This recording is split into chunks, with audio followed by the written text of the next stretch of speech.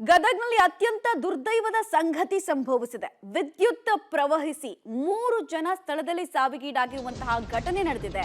ಈ ಘಟನೆ ಆಗಿದ್ದು ಹೇಗೆ ಅಂತ ಕೇಳಿದ್ರೆ ನಿಜಕ್ಕೂ ಬಹಳ ಬೇಸರವನ್ನ ತರಿಸುತ್ತೆ.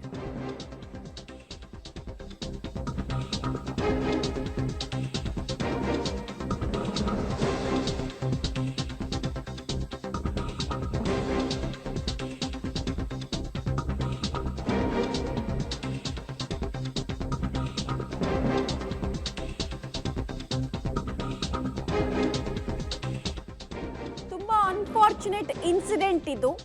ವಿದ್ಯುತ್ ತಂತಿ ಗಮನಿಸದೆ ಪಾಪ ತಮ್ಮ ನೆಚ್ಚಿನ ನಟನ ಬರ್ತ್ಡೇಗೆ ವಿಶ್ ಮಾಡಿ ಬ್ಯಾನರ್ ಕಟ್ಟಬೇಕಾದ್ರೆ 3 ಯಶ್ ಅಭಿಮಾನಿಗಳು ಸಾವನ್ನಪ್ಪಿದ್ದಾರೆ. ಗದಗ ಜಿಲ್ಲೆಯ ಲಕ್ಷ್ಮೇಶ್ವರ ತಾಲೂಕಿನ ಸೊರಣಿಗೆಯಲ್ಲಿ ಈ ಘಟನೆ ಆಗಿದೆ.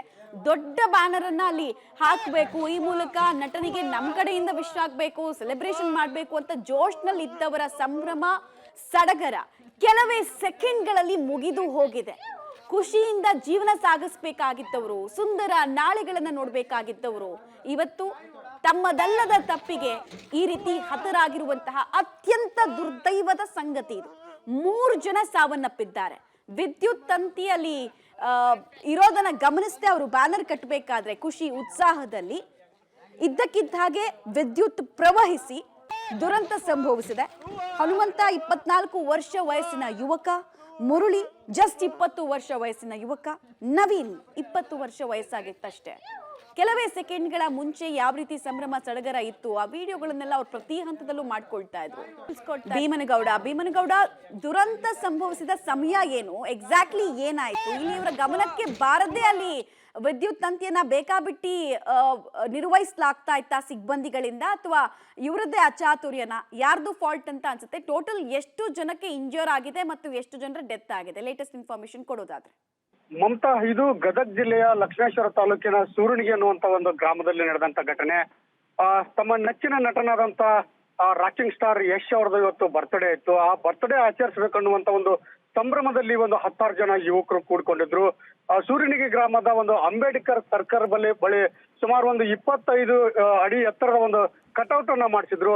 ಆ ಕಟೌಟ್ ಹಾಕ್ಬೇಕಾದಂತ ಸಂದರ್ಭದಲ್ಲಿ ರಾತ್ರಿ 1 ಗಂಟೆ ಸುಮಾರಿಗೆ ಆ ಕಟೌಟ್ ಹಾಕಲು ಮುಂದಾಗ್ತಾರೆ. ಇಂಥ ಒಂದು ಸಂದರ್ಭದಲ್ಲಿ ವಿದ್ಯುತ್ ಸ್ಪರ್ಶ ಆಗುತ್ತೆ. ಅದು ಅವರ ರಾತ್ರಿ ಸಮಯ ಆಗಿರೋದ್ರಿಂದ ಅವ್ರು ಅದನ್ನ ಅಷ್ಟೊಂದು ಅಬ್ಸರ್ವ್ ಮಾಡಿರಂಗಿಲ್ಲ. ಹಾಗಾಗಿ ಏಕಾಏಕಿ ಆ ಕಟೌಟ್ ಹಾಕಕ್ ಹೋದಂತ ಸಂದರ್ಭದಲ್ಲಿ ವಿದ್ಯುತ್ ಸ್ಪರ್ಶದಿಂದ 3 ಜನ ಸ್ಥಳದಲ್ಲೇ ಸಾವನ್ನಪ್ತಾರೆ.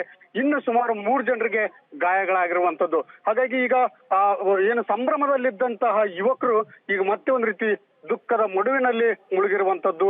ಇಡೀ ಗ್ರಾಮವೇ ಒಂದ್ ರೀತಿ ಶೋಕ ಸಾಗರದಲ್ಲಿ ಮುಳುಗಿದೆ ಅಂತಾನೆ ಹೇಳ್ಬೋದು. ಯಾಕಂದ್ರೆ ತಮ್ಮ ನೆಚ್ಚಿನ ನಟನ ಒಂದು ಬರ್ತ್ಡೇ ಆಚರಿಸ್ಕೊಳಕ್ ಹೋಗಿ ಇವತ್ತು ತಮ್ಮ ಡೆತ್ ಡೇ ಆಚರಿಸಿಕೊಳ್ಳುವಂತಹ ಸಂದರ್ಭ ಬಂದು ನಿಜಕ್ಕೂ ಒಂದ್ ರೀತಿ ದುರಂತ ಅಂತಾನೆ ಹೇಳ್ಬೋದು ಮಮತಾ.